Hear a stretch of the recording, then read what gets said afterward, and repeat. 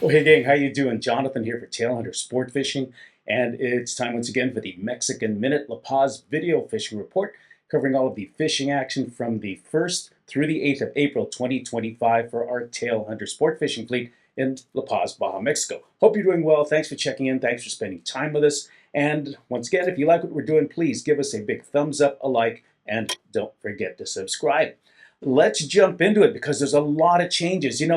You've heard me say over and over again, from about November to April, it's off season because it's just too windy. You got about a 50 to 70% chance of getting canceled or blown off the water. Just not a lot of folks out fishing. All the windsurfers are down for a reason, because we have world-class winds. Well, listen, the winds are not done yet. We had a couple really windy days this past week, but overall, things are getting better and better. Fewer and fewer windy days. The temperatures are warming. The waters are getting clear. Air temperatures right now up into the high 80s, low 90s. Still not a lot of humidity, so still pretty comfortable. But nighttime and early morning temperatures, if you're going out fishing, I really suggest you still bring a windbreaker or a sweatshirt or something you can take off when the sun does come up, because it is dropping down into the high 50s, low 60s. So a little bit on the chilly side in the evenings and the early mornings if you're going fishing. But overall, sunny and very, very warm and getting warmer. Waters, good and bad, I got to tell you.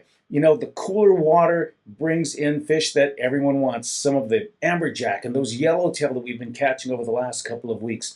Well, I got to tell you, the waters are getting warmer a lot faster than I thought. Now, last year, the waters stayed cold, I should say, all the way until August. So we had yellowtail into July. We even caught yellowtail into August, and I know a lot of folks are coming down to catch those. And we've had a so-so yellowtail season so far. The biggest problem was that with the winds blowing, we couldn't always get to those spots, or simply the yellowtail just didn't show up. But in overall, not a bad yellowtail season, but it might get curtailed because the waters are warming. And that means we're going to start losing some of these colder water fish, like the yellowtail that I mentioned, the amberjack, trevally, pompano, sierra.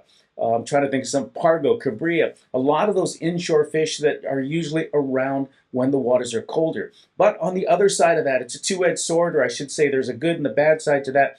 May not get the yellowtail, but that means we should start seeing some dorado soon. As a matter of fact, one of our good friends, Jimmy Williams, who lives in La Paz, sent me a photo when he was out of the Sargasso weed. We had a lot of strong winds for the last couple of days, and it blew a lot of Sargasso together. Those are the kelp beds. We call them kelp in Southern California and some other areas. But those gather up, those bunch up, and when those start to bunch up and they start floating, especially north of La Paz, that means you're going to start getting flying fish, you're going to get bait fish congregating under them, and that brings in the dorado. Now, I don't know if you've been following us or for how long you've been following us, but after COVID, we weren't allowed to fish. You weren't even allowed to go swimming, kayaking, boating, snorkeling, scuba diving. You could not be on the water during COVID year. After that, we let the ocean rest for a whole year, and we had some of the best fishing that I've seen in the 30 years that I've been in La Paz.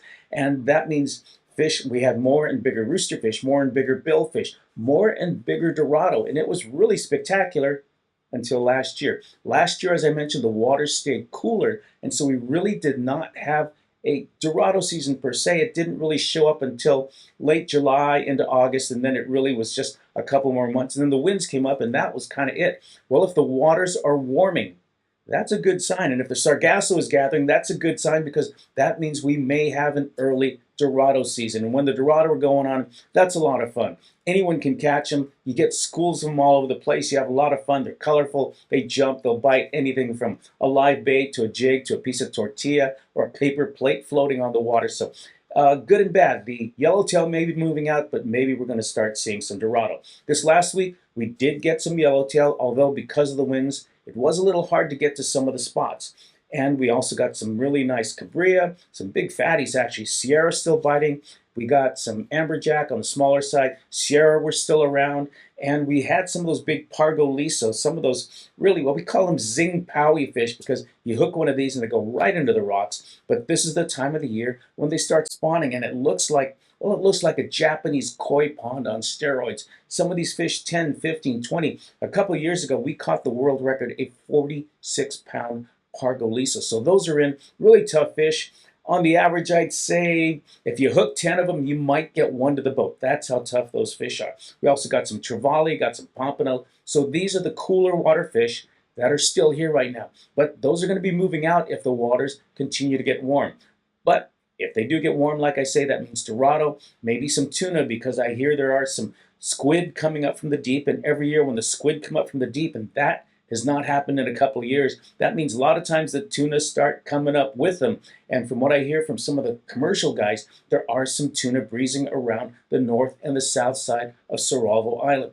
That also means maybe some billfish, maybe the wahoo are coming in. So a lot of exciting things. Also, we've been getting some of those smaller rooster fish along the shores and beaches and some of the smaller ensenadas and bays. Well, we started getting some larger ones this week. Not the big moes, not those 50 to 100-pound rooster fish that we're known for, but certainly some bigger ones, maybe in the 10, 20, 30-pound size. We still haven't seen the sabalo, which are those big baits that they like, the ladyfish, but they are biting sardines. So that's a good sign. So hopefully the bigger rooster fish will come in very, very soon. So anyway, quick wrap up on what's going on. Take a look at the fishing gallery that's following right here. I'm Jonathan for the Mexican Minute. Thank you for joining. Hope you're having a great start to the Easter and the spring break holidays.